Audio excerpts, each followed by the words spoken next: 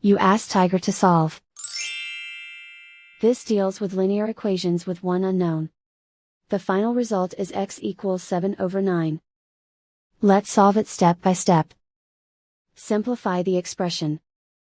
Group like terms. Simplify the arithmetic.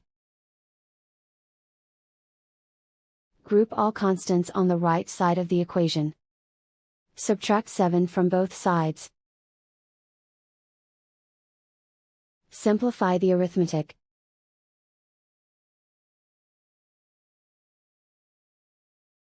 Isolate the x.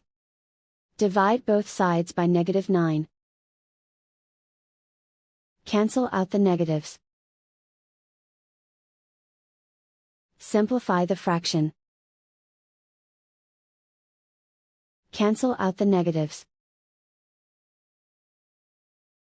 And so the final result is x equals 7/9.